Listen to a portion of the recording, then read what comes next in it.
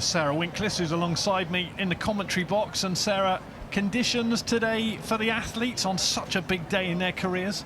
Yeah, we can just see the umpire's flag going down there in that first race, starting absolutely perfect there at the island. You can see how calm the water is, and then that little bit of wind at the end of Temple Island that they'll be facing into.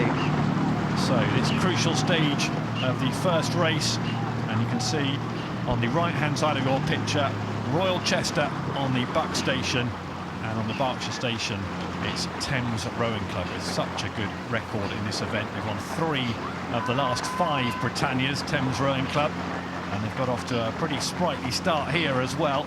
But Chester, for them, look at that, early on, really laying down what they want to do in this race. And it's bound to be tight, Sarah. We're expecting some really tight competitive racing today, and this bodes well for the excitement in this one. Yeah, it really, really does, doesn't it? Look at them, the crews are level at this stage. They're both rating at the same amount and both into their rhythm really well. Boats far apart, so they can just concentrate on their rowing and start to chunk down this 2,112 metres. And there is a red box at the end of it today. The ultimate incentive. So dropping into their race pace now, into the rhythm after the frantic start that you get at Temple Island. They're now into their race rhythm, and it looks very tight. Close up on what's happening in that Thames boat. Well, those 4 men, we had them in at the commentary box earlier on, filling in their biogs, and of course we commented on them early on in their campaign, Tim. They've had a day off yesterday, all the athletes in this event, and now they've had to wait for that 24 hours to come and race again, having claimed their final spot on Friday.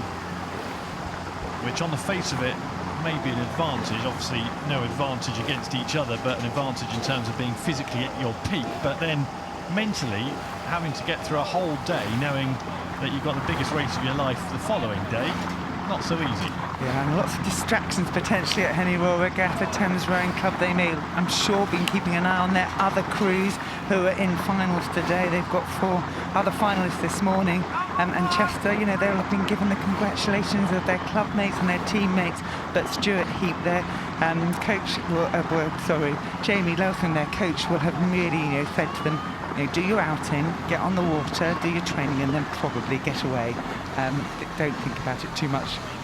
Well, whatever they did ahead of this race, it's worked, because they've both had good starts. As you can see, Temple Island disappearing into the distance, and Royal Chester, the Royals as they are known informally, have had a very good start. This would be a sensational story if Chester can win this one, and they are in terrific position up against Thames at the moment. As Ali was saying earlier on, they last won at Henley, Chester, in 1924. They won the Wivefold. They have won a lot up till then, 8 wins between 1855 and 1924, but all the way back the year Ramsay MacDonald became the first ever Labour Prime Minister. That's a bit of symmetry to that one, isn't there?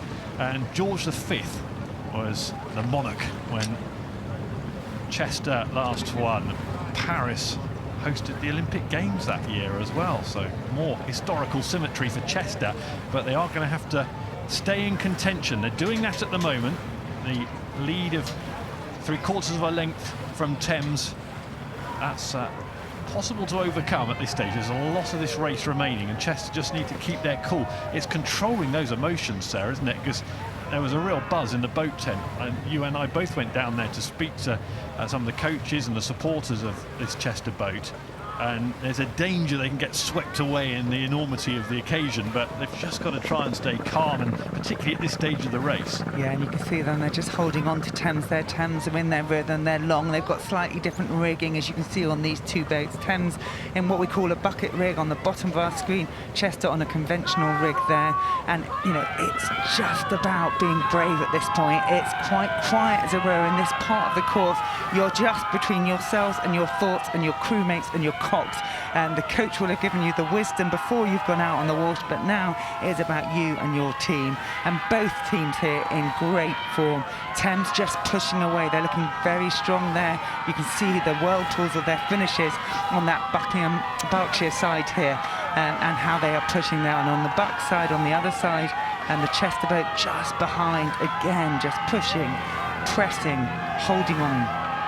Thames have had an outstanding Henley Royal Regatta across all the events, and it would be a great way to start finals if they can notch an early win, but Chester will not be beaten. They'll certainly be emptying the tank in the next quarter mile to make sure they can stay in contention with Thames Rowing Club. You can see on the buck station in the white boat, there they are, the Chester crew, and they've got work to do here. You can see in the stroke seat Henry McGarver trying to keep pace, grimacing there. Peter Dean, Alexander Bain, Christopher Sim in the bow seat. They've really got their work cut out, but if they can stay in contention, you just never know. And you saw Henry McGarver there. Just have a look over at the Thames crew. He would have been seeing the wash there of the, or maybe just the eye of the stroke man of Toby there, and just making sure that you're still in touch. You've got to go now, and I suspect the Cox will be speaking from Sarah Armstrong, saying this is now Chester, you have to make it happen now. It doesn't matter how you feel, you've got to press on, press on.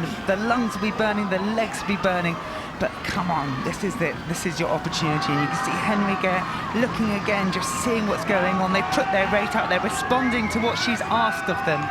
Yeah, the Cox there barking the orders as they come into the regatta enclosure and now into the stewards enclosure, where there'll be lots of Chester supporters, lots of Thames supporters as well. Thames so good in this event, and again looking absolutely imperious. Supreme performance from them in front of stewards. Have Chester got a late burst? They've kept their lead here, Thames, on the Berkshire station to the right of your picture, just trying to turn it up a notch or two in front of stewards, and they've done that successfully. There you can see in the bow seat Micah Ryan moving really well. The Cox there, Asa Lofsted, will be urging them to that finish line in front of an already raucous stewards enclosure. Thames Rowing Club now looking to win the Britannia Challenge Cup.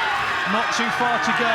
They won last year, they won in 2022, they've won 3 of the last 5. They could be about to make it 4 of the last 6, but still Chester go.